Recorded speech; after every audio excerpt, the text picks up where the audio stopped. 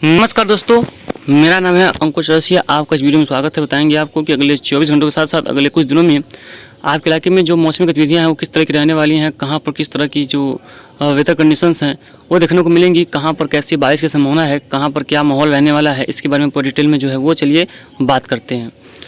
तो देखेंगे कि कई इलाकों में काफ़ी अच्छी खासी बारिश की संभावना है। सिस्टम का जो प्रभाव देखने को मिलता रहेगा, कई इलाकों में मिलेगा, अच्छी खासी बारिश होगी। बारिश की इंटेंसिटी भी काफ़ी अच्छी खासी रहेगी और काफ़ी बढ़िया रेनफॉल देखने को मिल सकता है। लेकिन देखिए, जैसे कि बताए थे हमने कि एक सिस्टम जो है वो बंगाल खाड़ी में भरने वाला है और वो देखिए बन चुका है। ये इसका जो ये देख पाएंगे आप, ये रहा, ये जो है बंगाल खाड़ी में सिस्टम उभर चुका है। और हमने आपको बताया था कि जल्द ही यहाँ पर एक अरब सागर में अरब सागर है, बंगाल खाड़ी नहीं है, ये अरब सागर में सिस्टम जो है वो उभरेगा और जो है ये धीरे धीरे स्ट्रॉन्ग होगा, मजबूत होगा और धीरे धीरे ये उत्तर पश्चिमी दिशा में आगे बढ़ता है, वो ओमान की तरफ जाने की संभावना है। हालांकि अभी कुछ भी मॉडल का संकेत है कि ये यहाँ से रिकर्व हो सकता है। तो चलिए अभी देखते हैं, इसके बाद नजर डालते हैं।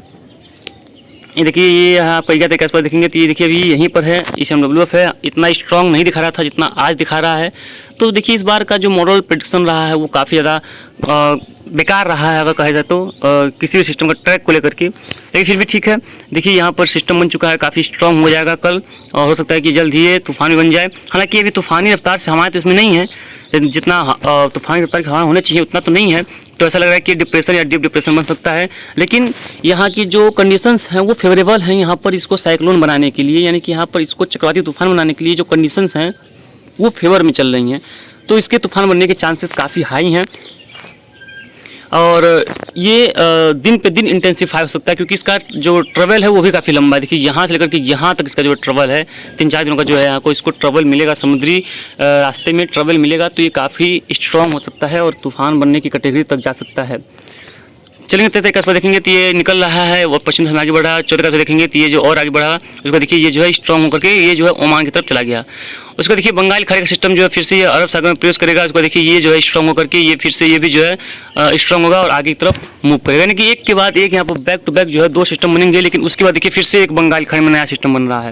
यानी कि सिस्टम की इस साल जो है वो सिस्टम की भरमार है। सिस्टम के नाम रहा, जैसा कि हमने आपको प्रेडिक्शन में ही बताया था कि इस साल जो है लगभग 14-15 सिस्टम बनेंगे और वो हुआ हुई, यानी कि इतने सिस्टम बने कि मानसून ट्रफ नॉर्थ में शिफ्ट ही नहीं हो पाई। आपने देखा ही कि सिस्टम का जो है वो ताबड़तोड़ सिस्टम बने, एक के बाद एक सर्कुलेशन, लो प्रेशर, डिप्रेशन 5-6 बन गए, जो कि बहुत कम बनते हैं। 1-2 डिप्रेशन बनते हैं, लेकिन इस बार जो है वो बहुत ज़्यादा डिप्रेशन बने हैं। कई इलाकों में मूसलाधार बारिश हुई, कई इलाकों में काफ़ी ताबड़तोड़ रेनफॉल जो है वो देखने को मिली, भीषण तबाही वाली बारिश कई इलाकों में देखने को मिली है। तो चलिए जेफएस के बाद देखते हैं कि जेफएस इसमें क्या बताता है।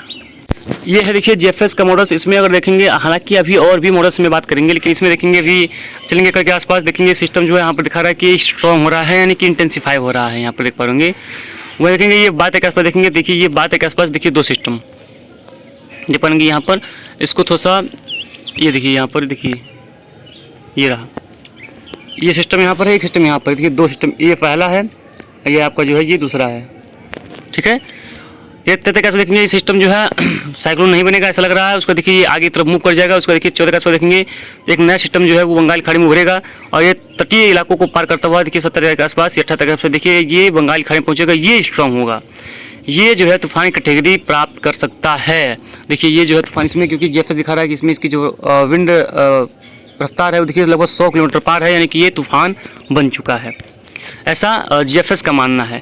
और ECMWF का मानना है कि दूसरा सिस्टम भी आएगा लेकिन उसके तूफान बनने की संभावना उसकी भी कम है। यानी कि इन दोनों को अगर बात करें तो इन दोनों में अगर दोनों ही विश्वास पात्र जो मॉडल्स हैं, लेकिन इनमें 2 से 4 दिनों के बाद से जो सटीकता होती है वो काफ़ी कम हो जाती है। अगर देखें, अगर इसमें जो हवाओं का पैटर्न है, देखिए पश्चिमी हवाएं चल रही हैं, मानसून बहुत जगहों से विदा ले चुका है और मौसम जो है मौसम में ठंडक आ चुकी है।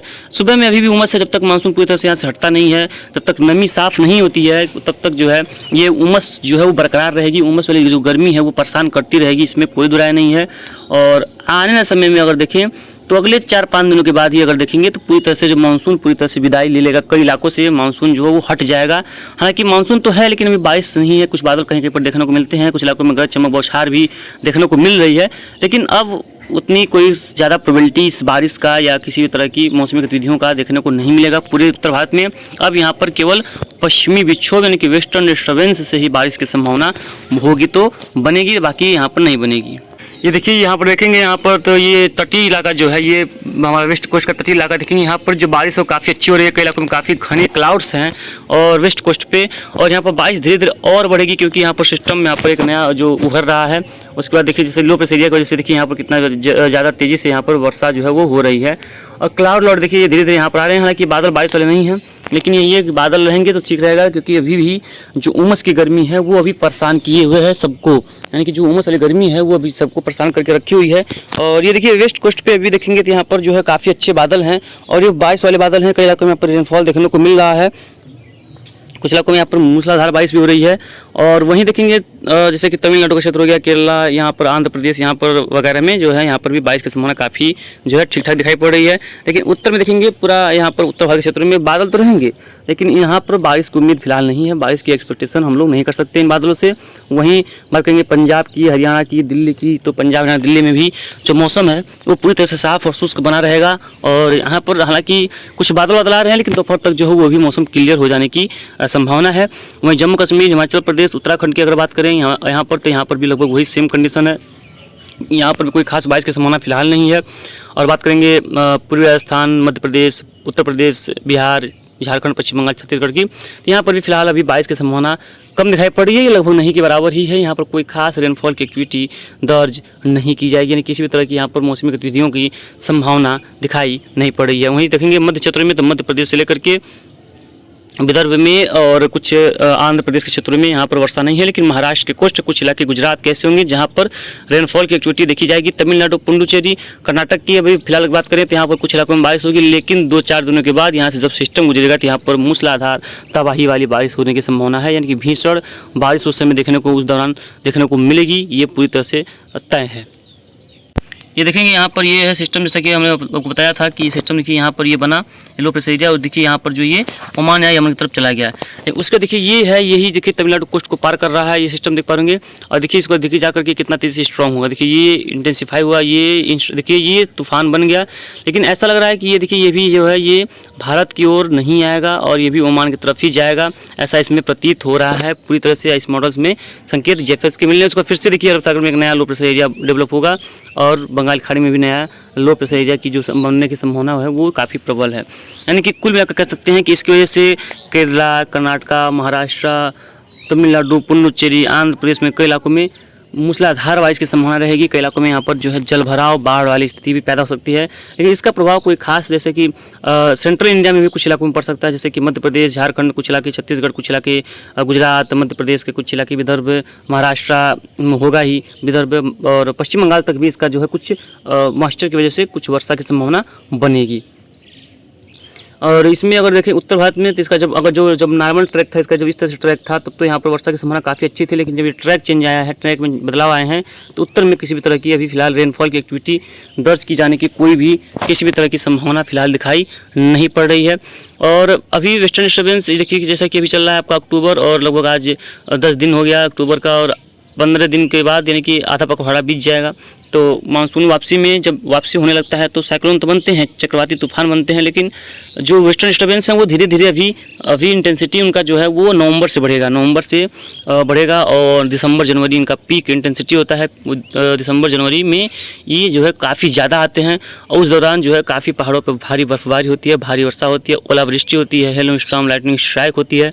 और उसके जब चले जाते हैं, आगे निकल जाते हैं, तो उसके बाद वहाँ से शुरू होती हैं चलनी ठंडी बर्फीली हवाएं, जिसकी वजह से पूरे देश में, पूरे उत्तर भारत के क्षेत्रों में, पूरा मध्य भारत के क्षेत्रों में तापमान में भारी गिरावट आता है। उसके बाद जो है कोहरा, धुंध या कह सकते हैं शीतलहर जैसी स्थितियाँ बननी शुरू होती हैं।